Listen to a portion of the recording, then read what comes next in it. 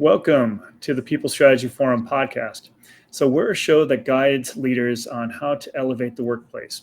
We believe that people are at the heart of successful organizations, and team members' well being, their rewards, their career development, it's all essential to a happy and healthy and highly productive workplace. So, this show discusses the practical and effective leadership strategies for top executives, senior professionals, and talent managers overall. So I'd like to introduce you to a few people today. First of all, we have on our show, we have Howard Niswitz. Howard is a seasoned compensation and HR consultant with over 30 years of experience. And so we're very fortunate to have him here. Also, we have Shar Miller, and she's a people strategist, consultant. She's been a chief human resources officer at a number of organizations out there, and she is a serial entrepreneur. She does a lot of her own work, and now she's doing some talent management as well with Rich Horwath. So in Shar, you can tell us a little bit more about that as we're diving into the details of today's discussion, because I know a lot of it overlaps with what we're going to be talking about today. Thank you. So today on the People Strategy Forum, we welcome Paul Falcone. He is the founder of Workplace Leadership Consulting. So Paul has a rich history as a former CHRO of Nickelodeon and also the head of international human resources at Paramount Pictures.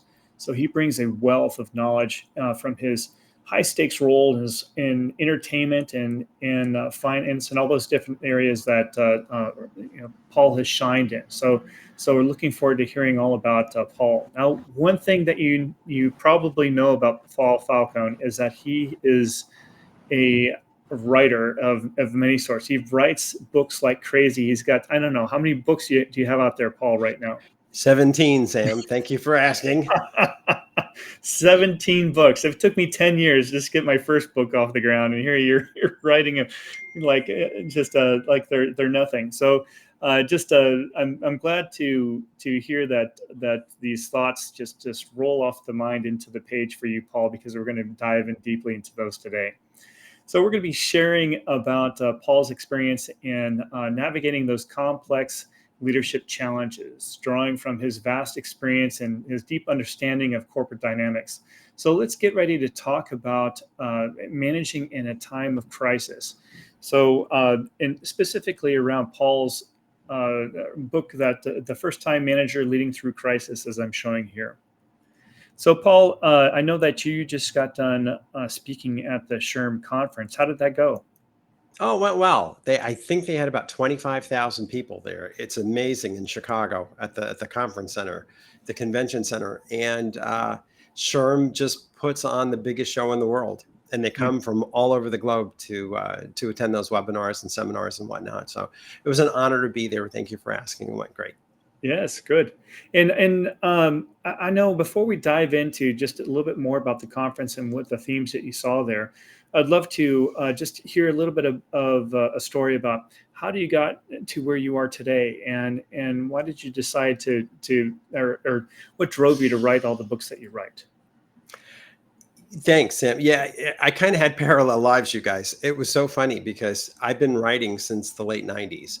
And I became a columnist for SHRM, and I was writing with the American Management Association. Their book publishing division was called Amicom Books, which was great. They did my first 10 books, but in 2018, they sold their books division to HarperCollins. So HarperCollins created a new imprint called HarperCollins Leadership, and I've written 7 books with them. So the 10 plus 7 gets you to the 17, which was really cool. And the most recent book that I wrote, which came out last month in May, they put on there over 775,000 books sold by this author. And I was like, whoa, I never realized. It was nice of them to put the number in. It was a little overwhelming, I have to say, but it's nice to know that for all those books, the message is getting out there and it's finding traction globally. And that pleases me to no end. But again, Sam, to answer your question, I had my corporate career path for 3 decades.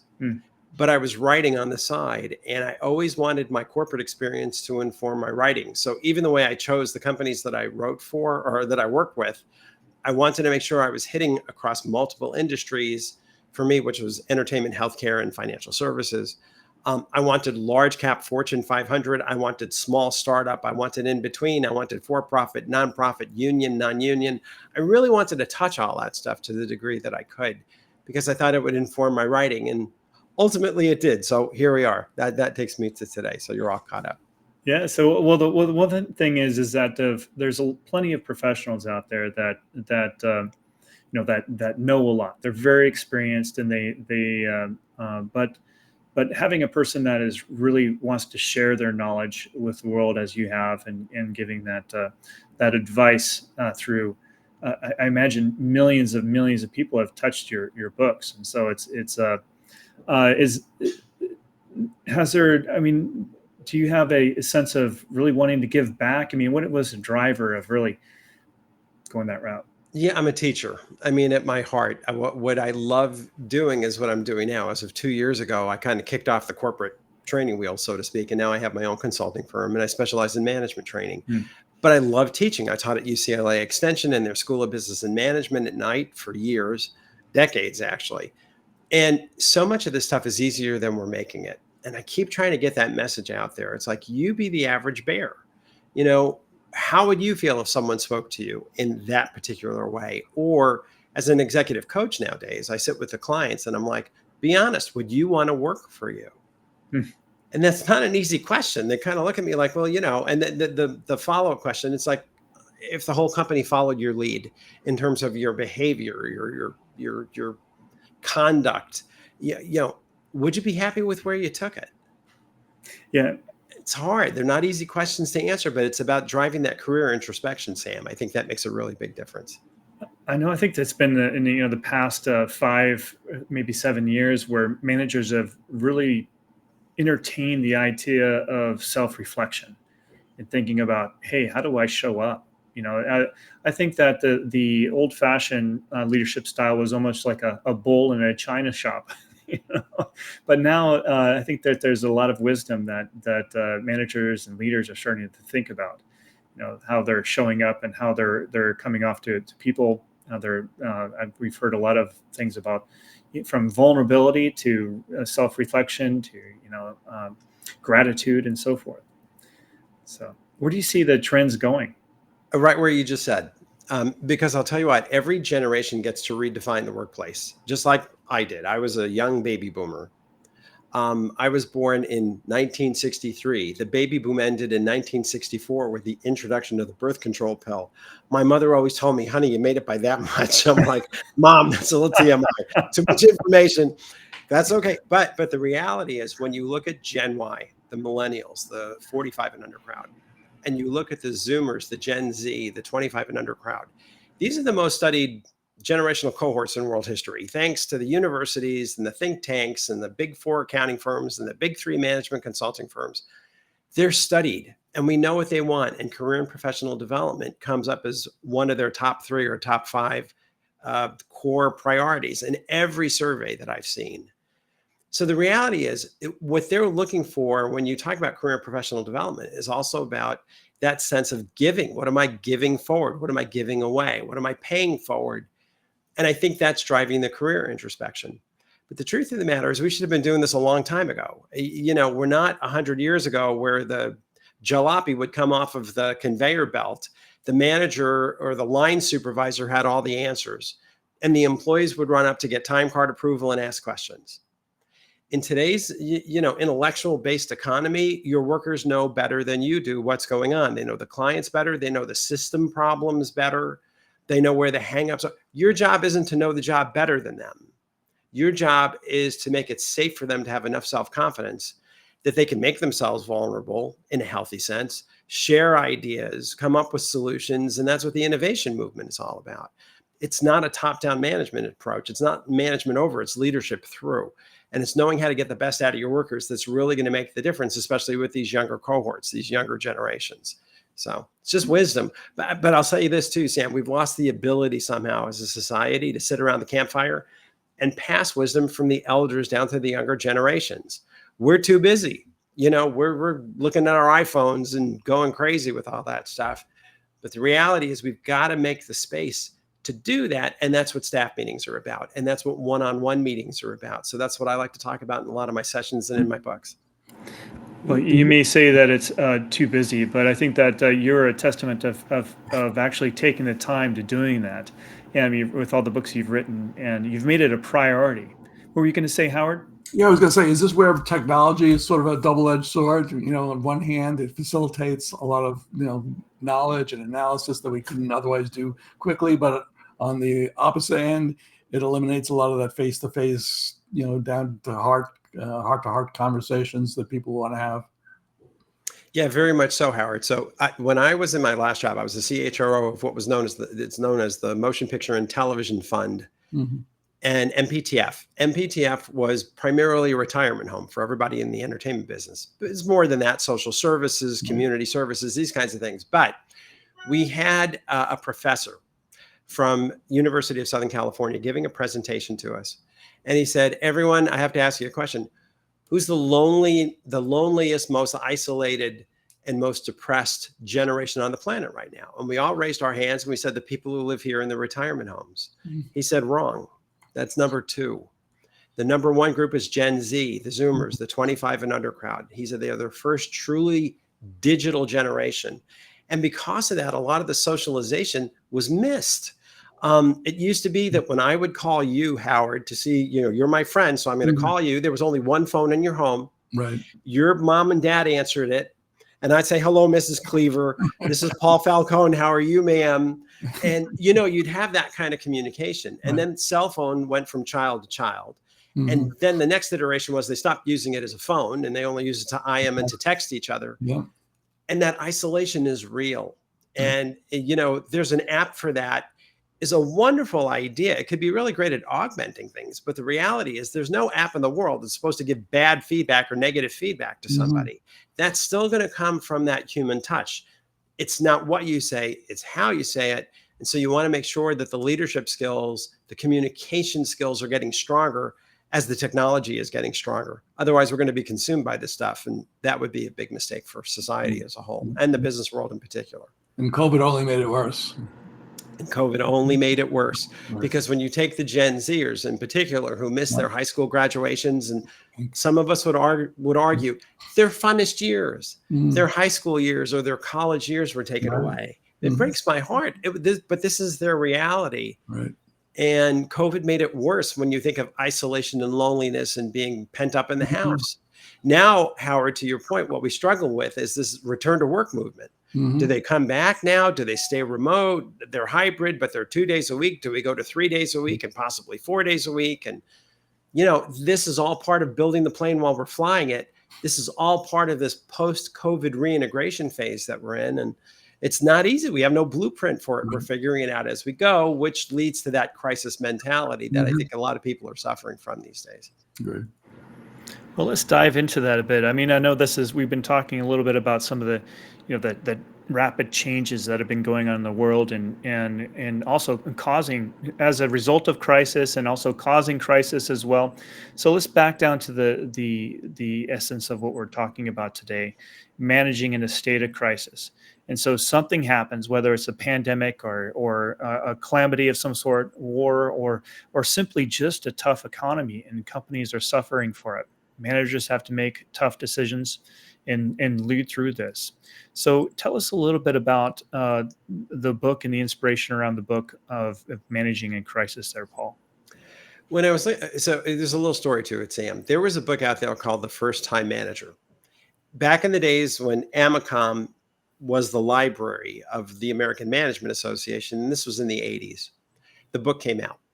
And I think at this point, it's in its 7th edition. It sold over 500,000 copies. It still shows up as a #1 bestseller. I mean, it's a fabulous book. I read the book when I was preparing. So HarperCollins then buys the AMA library in 2018, creates the new imprint, HarperCollins Leadership. And one of the things they say is this book is selling so well, let's use it and build it as an umbrella, and let's build titles under it. So they said to me, Paul, would you write the book First Time Manager HR? And I said, I would love to write that book. And by the way, that came out in May, just came about a month ago. But they said, before you write that one, we want to write a book that can pair with all the other books. So someone picks up the book, First Time Manager Sales. But they see, oh, but I also want this other first-time manager book, Paul. Could you please give some thought to what that should be? And I said, I don't have to give any thought to it. I know the answer. Leading through crisis and disruption. We're all in that mode of our wires are exposed. We are going through really, really intense times right now. You see it reflected in politics. You see globally, not just in the United States. There's a lot of change going on. There's more movement at the borders of the industrialized nations now than in any time since the end of World War II. I mean, we're going through massive, massive change out there. And so your reality becomes, since everyone is at this point now healing from COVID, still aware that it exists, but also trying to figure out what are our next steps going forward, that's the book that I want to write. And they said, that sounds like a good idea. So this one came out in September. And then the new book, First Time Manager HR, the newest book, number 17 for me, came out in May. So just about 6 months apart, 8 months apart, something along those lines. But that's how it all came about. I figured, let's make lemonade out of lemons. We're all going through a hard time together. Let's see if we can write to today's real needs for managers. It's not even just for first-time managers. It's part of that series, and I get it. But the book could have just been leading through crisis and disruption, because that's really where we're at these days. And we have to be that calming influence. The leadership wisdom is taking the knowledge, but applying it. I would say wisdom is knowledge applied. It's taking it to the next level and being there to make sure your employees feel heard and feel like you've got their backs, and them feeling like they've got that, whatever you want to call it, psychological safety. When I come to work every day, I can do my best work with peace of mind. And that's the standard question I ask managers all the time. Ask your employees in your one-on-ones, are you able to do your very best work every day with peace of mind? And see where it goes, because you're going to find out some real insightful responses when you ask that question. So we just started off the conversation today talking about the past 7 years and how leadership has changed. It's changed to be more sensitive. It's changed to be more people-centric. And then now we're put into a hard time. And we've now all of our employees love us as leaders, and in some places friends and so forth. And then we're told that we need to cut. We need to cut. The revenue has gone down, sales has gone down. We're in hard times as an economy, and now we're having an internal crisis, right? How do we handle that? Yeah. So and the way I structured this book is basically in 3 parts. Part 1 is individual crises that happen with your staff members. Part 2 is team and departmental crises. And part 3 is what you're talking about, company crisis or societal crises. And so when you're talking about companies going through downsizing, it's really, really rough. I come out of the entertainment industry. I was at Paramount Pictures and Nickelodeon for 10 years as part of Viacom. Paramount's, I don't know if you're aware, but it's been on the selling block. 2 different attempts to sell it, both fell through. What's going to happen next? Are they going to break it up? There's so many things out there that are happening, and people are afraid, not just the fact that they can lose their job, but they can lose their way of life. Because if my career was in an industry that's kind of imploding or melting, what does that say for my ability? I can't go to another studio because the studios are going through the same challenges. Fox is already gone. It's part of Disney. What's going to happen at Paramount? We don't know. Are there only going to be 2 or 3 studios left as opposed to 6 or 7 when all is said and done? But this massive conglomeration that's going on is a real movement. And so this idea of this M&A HR, right? The mergers and acquisitions piece, and how do you be a calming influence through that when you know people who, let's face it, you love them. They're on your team. You've become friends with some of them. And either you know that your job is on the line, or you probably are going to have to cut people in your own staff. You've got to find that balance in yourself first. And while you can't promise unlimited money and promotions to anybody these days under any circumstances, you've got to help them see the bigger picture. And what I talk to managers about at the companies where I've worked and when I do my training sessions is taking your employees to the 30,000 foot level. You got to get them out of the weeds. We all live in the weeds day in and day out. But the problem is if you stay in the weeds for too long, you feel like you're in a pinball machine and you're getting banged left, right, and center. You don't even see the next move coming. Get them up to that 30,000 foot view so they can look down on what's happening and just take a breather and see things a little bit more objectively or dispassionately, or however you want to say it, so that they understand what's happening isn't personal. Also, when you're at the 30,000 foot view, you can look ahead. much more clearly. You can see better where things are moving. Now, yes, after a meeting like that, you got to bring them back down to the weeds because that's where we live. But you'll be surprised. There's these little exercises that you can do with your employees to get them thinking about, where do I want to go with my career if? Let's just assume worst case scenario, you guys. How are we going to have one another's backs? How are we going to help each other through? Are we going to feel survivor's guilt? That's real. Yet at the same time, how are we going to help all of us get to their next job that much more quickly? You got to talk about it. You got to hold it under the lamp and don't run away from these things. I think the more that you as a leader and an excellent communicator can share what everyone is thinking, it's the 800-pound gorilla, but no one seems to want to mention it. It's like, just talk about this stuff. It happens. It's a rite of passage. We all get laid off these days. Who hasn't been laid off? I mean, to find someone who's been with the same company for 40 years is rare. And I know we all know that. But the reality becomes what companies are looking for is agility. They want to see people that can bounce back on their feet. They want to see people that can kind of deal with those kinds of setbacks. As a good leader and coach, I'm helping my employees develop that agile mindset. I don't want them to be afraid of these changes, whether it's here at this company or anywhere else. That's the gift that I can give, peace of mind, and making sure that they have greater self-confidence and helping them by knowing that I can help them get this. What do you want to build onto your resume? I don't know how much time we have, but you can get that exposure here. I can make it safe for you to do here. Or maybe you want to get certified in something and focus on educational or technical. You tell me what you want to do and we'll help get there. That's a boss I'd like to think that you won't forget very, very, very quickly. Because even though you're all going through adversity and that boss may be the one to lose his or her job, they're still coming from that selfless leadership standpoint. And it makes a tremendous difference when people feel vulnerable. So a boss, a leader that thinks about that cares about their people to an extent and saying, hey, well, I'm sorry, your job has to go. They're really diving in and saying, this is what we can do to make that transition more successful for you. They're taking the extra step of looking beyond the particular situation at hand and seeing how they can go forward together in a way where they're collaborating. That's what I'm hearing from you, Paul? Very much. And the funny thing too, Sam, is, some companies have separation packages and severance. Mm-hmm. Some companies will give you outplacement service. Some companies have nothing to give. Whatever, that may be a budget issue. What I'm saying is, regardless of that, you create your own ecosystem as a leader. And as an HR person, when I talk to other HR people, I always tell them, if there's going to be a termination or a layoff, do not do it at the end of the week, at the end of the day, Friday at 4:30, where you sweep the person out. Do it early in the day, early in the week. Tuesday morning at 10, not Friday afternoon at 4:45. A, it's disrespectful. Mm-hmm. B, people oftentimes, once they hear the shock of it, they need to talk. And if there's no one to talk to on Saturday and Sunday, then an unhealthy mind, let's face it, a lot of workplace violence happens on Monday mornings. Or they're just so angry that the lawsuit becomes a tool of workplace revenge because they feel like they've been stripped of their dignity, humiliated when they were most vulnerable. The language I've always taught HR people is like, look, when you terminate them, say things like, look, I'm so sorry this is happening. I thank you for everything you've done. You've been here for 2 years. We've been great comrades. We've worked together, and I'm sorry this is happening, but I want to let you know something. If you need help with your unemployment application or your COBRA application, I'm here.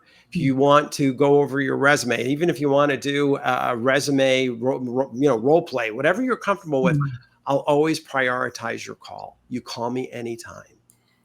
Let them heal. Let them get on with their lives. Don't make them feel that kind of body language. I can't believe the company did this, and they whisked me out the door on a Friday, and they didn't even say they were sorry it happened. Now, again, I'm Italian. I'm kind of a warmer fellow. I feel comfortable. If someone says, well, Paul, I'm not comfortable using those words, don't use the words. One of the books, kind of my best-selling book, the one I'm best known for, is 101 Tough Conversations to Have with Employees. And what I tell them in that book is, look, I'm mapping out what it could sound like, but I'm not telling you to use it exactly. Telling you to have this kind of conversation with your employees, like telling you to have this kind of conversation with raising your kids. I don't know your kids. I don't know your parenting style, and I don't know how you were parented. But to the degree that you can take this template and customize it and make it your own so that you're comfortable, you will feel more comfortable addressing these kinds of things, which truthfully most managers tend to avoid. They look the other way, they sweep it under the rug until they have no choice. And by then the feelings are hurt or it's just too late. I mean, it's really showing that you care about the whole person, not just what they deliver from, 9 to 5 and Monday to Friday. That's really what it's all about. It's taking people as whole people with whole lives and showing compassion. How you hit the nail on the head, Howard. What I've told my employees is the same thing I tell them I've told my kids. I want for you what you want for you. Not I want for you what I want for me through you. Mm-hmm. But people can tell when they talk about this idea of, he's a sincere person, he's an honest person, he's a trustworthy person, whatever. That's, when you're working for a boss that has your back, even if you're going to get laid off, even if you're going to get terminated for cause, you still feel like, what? But the people piece of this was above all of that transactional stuff. Mm-hmm. I want to be someone's favorite boss. I really do. I want to touch people's careers. There was someone on my team at Nickelodeon who was a manager of HR, who's now the senior vice president and CHRO of DreamWorks Animation. And she has said to me, Paul, I could have never gotten here without you. That's why we work, not for the paycheck and not for the benefits. It's for the ability to touch people's lives. Right. And I think to your point, Howard, when people feel that authenticity, they thrive. You just naturally do, as opposed to when you feel like your boss is in it for him or herself. You get very defensive, and there's only so much goodwill that you're willing to give in a circumstance like that. Well, I'd like to comment on that because at one point I had a very successful business that I was one of the founders of. And what the beauty of that, I was the chief HR officer. So I was able to apply my own talent management strategies to my own company. And I enjoyed working with CompTeam because we utilize one of our sponsors' tools called the TMA, where we could analyze competencies, capabilities, drives, and also put it throughout our entire stage of the talent cycle for our employees. However, I also knew that this business was in an industry that changes. There's a lot of volatility in this industry. So on the day of hire, I would strategically talk to my employees about what we could do to strengthen their capabilities, their competencies, to prepare for the unfortunate day that may come where the positions would be eliminated. And this was during the day of hire. So every single one-on-one we talked about, let's do an assessment for you. Let's evaluate your ambitions, your career goals from a career mobility standpoint, and prepare that employee to get the skill sets in certain areas where they were maybe lacking, do some creative assignments and job shadowings and various things in different areas. So for example, one of my employees really was interested in compliance and ultimately became a compliance manager. So anyway, my question for you, Paul, is how do you feel about that approach? And also I'm curious what you think about developing that strategy skill set for every level of the organization. When you talk about being above the trees and helping our employees and our leaders strategically, including career strategy, what do you think of that approach in a talent management approach? Blows me away. I'm going to assume you had a lot of success with that, Shar. Yes. Because people are going to want to know that the company cares about them. So that's rule number one, right? It's not just what I can do for the company, but it's also what the company can do for me, right? It has to go both ways. So that's my initial cut. The second thing, though, which is so smart, is you're creating a mindset. And that mindset is so healthy because that will drive them through the remainder of their career. There are no jobs anymore that are guaranteed. There's no such thing. There really technically never has been, but a lot of us still kind of come from that world, especially those, where I saw my dad basically have one job his whole life. At my age, as a baby boomer, I was actually able to see that. My kids didn't see that with me because my jobs were eliminated a bunch of times. We've gone through massive cycles, economic changes. I started my career in the early 90s when we were dropping bombs in Iraq. I hate to say that, right? We saw the savings and loan crisis. 2001, we hit the dot-com bubble. 2008 with the mortgage. It's just been it's been crazy. It's been really, really hard. And the cycles are coming shorter and shorter. And for that reason, the kids will look and say, well, Dad killed himself, but, they didn't guarantee him anything. my point is your point. Teach them to fish. Don't give them the fish. Teach them to expect change, especially now. We are in technically Industrial Revolution 4, IR4, which began in 2016. It is the onset of the digital age with artificial intelligence and blockchain, machine learning, and everything else. We're at the equivalent right now of this is a wheel and this is fire. Let's see what you can do with it. I mean, that's literally where we are. We're starting all over again as a society on this planet. Teach them that change is okay. Teach them not to be afraid of it. And the most important thing you can say is, well, Paul, jobs are going to be eliminated. It's like, of course they will, but new jobs will be created too, where they want to kind of start focusing themselves. And what you did so brilliantly there, Shar, is teach them about that skill piece. Is it technical skills? Is it soft skills? Is it emotional intelligence? Whatever it happens to be, but keep them in that continuous learning mode. They'll always feel light on their feet. It'll build their self-confidence. It'll build their resiliency. They won't be afraid of getting laid off. And any employer that's willing to do that for them, again, think of what their needs are. They want career and professional development. What does that mean? It means that yeah, I'm learning new things. I'm building my resume and my LinkedIn profile, but I've also got an employer who's got skin in the game in terms of my best interests. And they're helping me find where my career interests lie and how do I exploit that and how do I stay ahead of the learning curve. I'm going to assume you had very low turnover in that organization because people aren't going to leave that for 20%. To go, so I can go somewhere else and get 20%. Yeah, but you also take the risk of finding a company that's all in it for them and not for you, or getting a manager who spits fire and throws chairs. That's not worth 20% because after taxes, you're not going to really see a difference.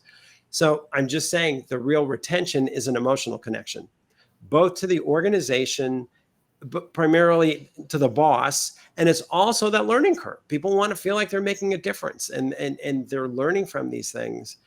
And as they're building their own resumes and LinkedIn profiles, the retention rate is stronger at that point. It's not the opposite. It's not this idea of if they learn things, they're going to leave us. I think it was Richard Branson who said, teach them so that they can leave, but treat them so that they'll never want to leave or something along those lines. But that wisdom is there and you're just ahead of the curve. It's great.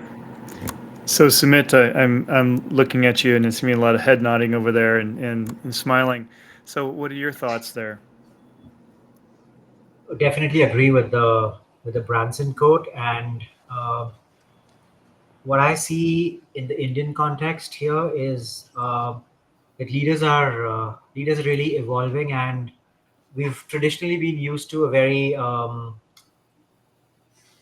almost like a patriarchal form of leadership where leaders don't really express themselves. It's unheard of to be vulnerable in front of your people. So you're expected to show some sense of control. You're supposed to behave as if you've got it all figured out in your head.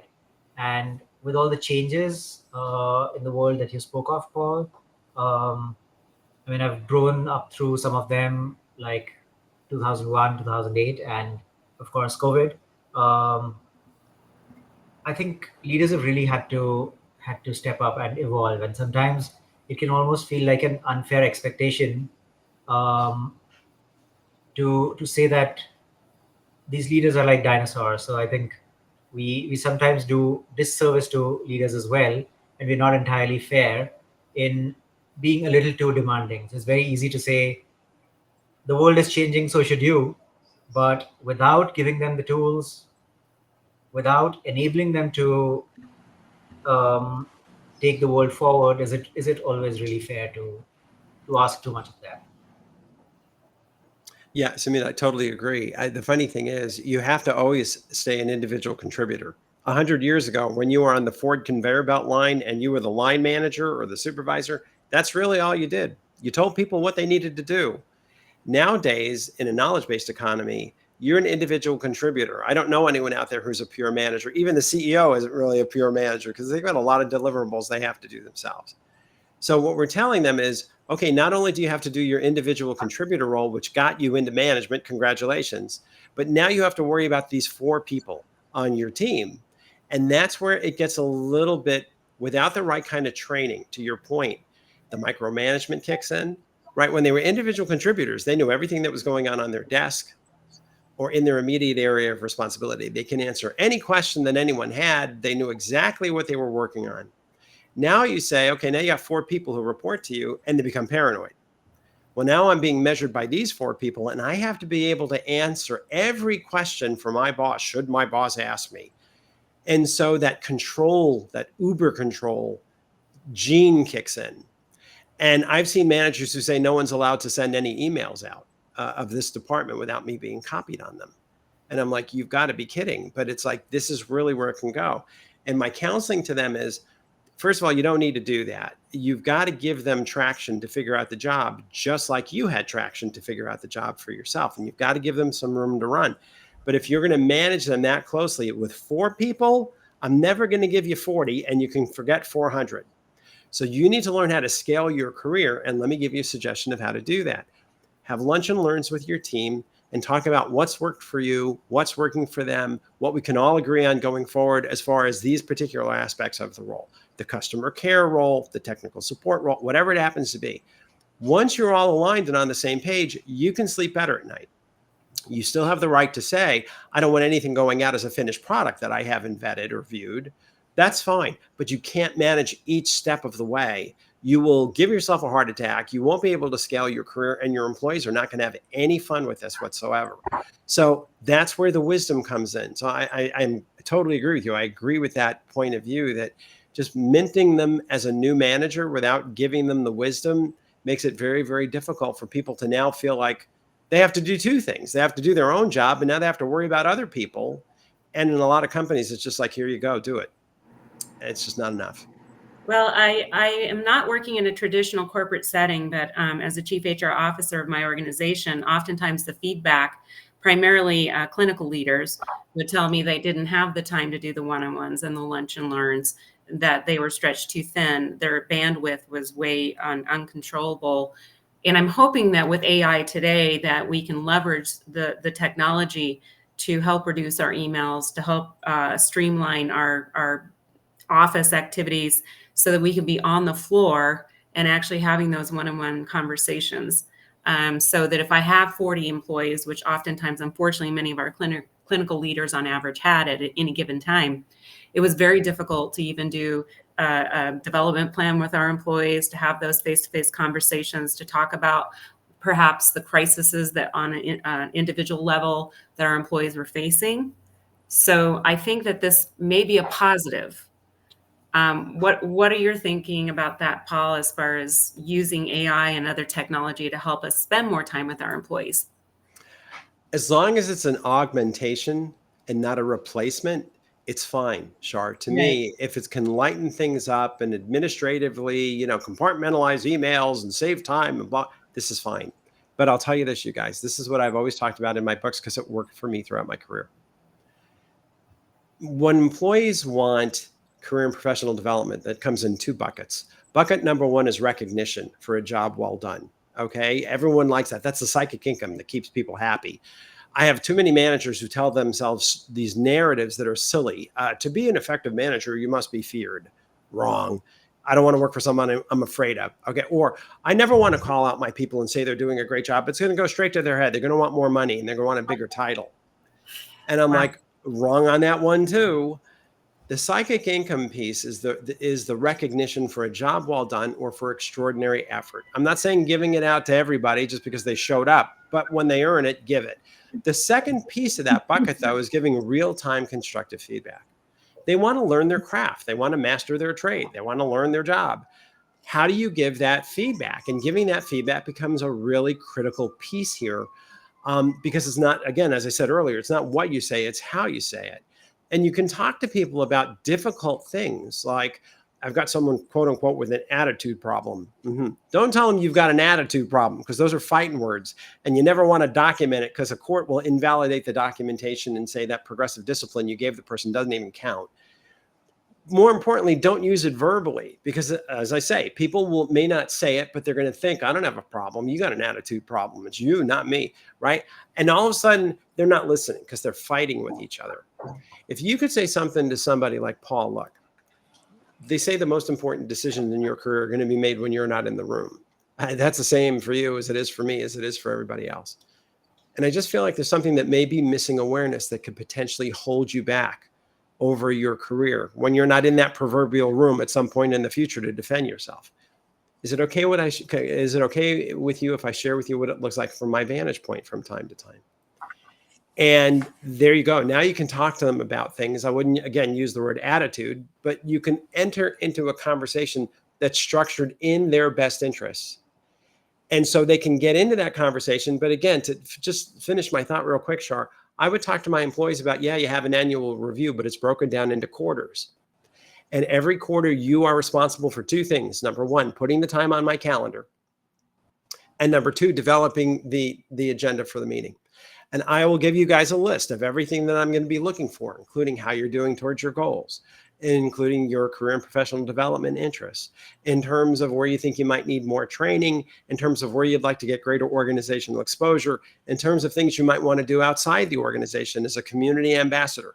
Whatever is important to you at that point in time is something that I want to listen to. And to the degree that I can, I'm going to help you get there. But I would those touch bases didn't take any work or prep on my part. It was just putting them in a situation where they could motivate themselves, because I can't motivate you and you can't motivate me. All motivation is internal, but you can create the right and certain circumstances where people can motivate themselves. And I've always found that people enjoyed those meetings. At first they were like, I don't have time for that. After a while though, I got them thinking in terms of this achievement mindset. Like, what are you doing to decrease costs, increase revenue, save time, improve customer satisfaction, qualify what you're doing in terms of one of those four things. Then we can even help work on quantifying it together so you can put a bullet on your resume or on your LinkedIn profile. It's just a mindset change. So yeah, I think the artificial intelligence and the tools and the apps are going to help us with that, but you can't replace the human connection. More needed now than probably ever. Thanks for that, Paul. Before we depart on this topic, I mean, one thing that you mentioned is that communication. It seems to be coming back to communication is critical in leadership. And we talked about really dropping some bad news upon people and taking them up to the 30,000 foot level. I want to dig into that a little bit more. So sometimes I find that we can bring people up to share some of the problem. Sometimes that can be shocking or overall quite alarming to them. You can scare your people, and then so I feel like is there a balance there of how you're delivering, or what you're sharing, the level of detail you're sharing? Yeah, I think there's always going to be a little bit of there are brackets around it, Sam. I don't want to scare them either, but I also don't want to sugarcoat things. It's almost like the equivalent of when you have to give constructive feedback to someone, you need to give it to them in real time. Don't save it. Oh, we're going to do the annual review in 3 months. I'll cover it then. Don't do that. They need the feedback now. It's only fair to them. Now, if it turns out that I'm aware of something that I am at liberty to share with my team, I am going to want to make sure they hear it from me first and not from the corporate grapevine.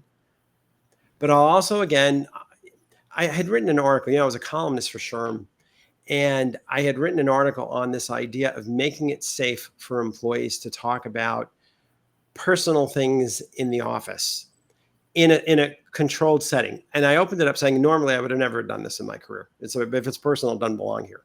And I'm not asking them to talk about blue hats versus red hats. This is not what it's about.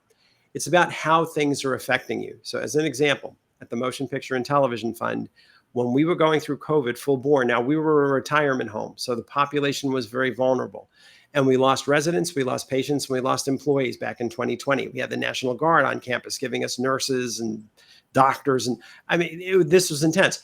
The nation first found out about COVID from a retirement home up in Seattle, if you remember that. So the point was, my employees decided, everybody in our corporate office decided they would work remotely. But HR wanted to be there. And I really admired that and I respected that. They said, when our employees need us, we want to be here for them. So we did it that way. At the same time, there were so many changes coming down the pipe, changes in terms of the masking, in terms of the vaccinations, in terms of who got sick, who's in the hospital, who's on a vent. There was so much going on that you can feel in the room the sense of tension. And I would tell people on my team, you guys at 2:00, let's meet. Do me a favor. If you're all good at 2:00, let's just take 30 minutes. I just want to check in. And in that meeting, I would say, I just want to know how you're doing. If there's anything I could take off your desk to help you with this right now, get through this. If you need additional time off, you don't have to use your PTO or your vacation time. You can have time off. I know how hard you're working. I know how intense this is for you right now. Just let's talk about how we help each other and how we have one another's backs. And the funny thing, Sam, is not a lot of things came out of that. People didn't say, I want a day off tomorrow to go. I didn't get that. What I got was, Paul, I really appreciate the fact that you take the time to check in on us and make sure that we're okay. And again, that goes, I think, Howard, to what you were mentioning earlier. What's that expression? People don't care what you know until they know that you care. That caring piece is what drives it. It is a relationship-driven issue that keeps people loyal to a company, loyal to a boss. It's not on the right or left side of your brain. It's in your heart. And as long as you're coming from that sense of selflessness, that idea of what's known as servant leadership, from the John Greenleaf essay of the same name in 1970, he wrote The Servant Leader. That's 50 years ago. It's as relevant today, if not more so now than it was back in 1970. They want people who can pay it forward, and they want people who can give that gift of themselves. The universe knows you can't give away anything you don't already have. So just by being able to give it away, it confirms for you that you have it. So the question for the employees on my team had always been, what do you have to give? See, this is the wisdom piece that I'm talking about. The mechanics of HR or whatever discipline you're in, you're the business owner of the company. That's fine. That's knowledge. Wisdom is knowledge applied. How do you take it so that people can see themselves in the light of giving things back and paying things forward and making of their lives a gift? Literally, that's what I tend to talk about. Now, not everyone has my same background or philosophy. I get that. But to the degree that you can get people to that point where they can find themselves, give people back to themselves. When you can do that, no matter what the conditions are, you could lead through any crisis. People will constantly seek you out because you're that calming voice. You're that reassured one. You're the confident one. And if you're the business owner, it's great if it's coming from you. Sometimes you won't have the luxury of that. You may be the head of HR and your CEO is freaking out, and that's who you report to, and you got to calm her down. That's fine. That happens too. But to the degree that you can define yourself through these difficult times, you make your life easier. You can still smile. You can still laugh. That's critical in today's day and age. Definitely wise words there, Paul. Thank you so much for sharing all your knowledge with us today. Now, as we wrap up our discussion, what are the top things that you want leaders to walk away with from this discussion? I think what I would say, Sam, is there's a reasonableness issue. Remember we talked earlier about this idea of, would you want to work for you? Or if the whole company followed your lead, would you be happy with where you took it? Don't come across as tone deaf.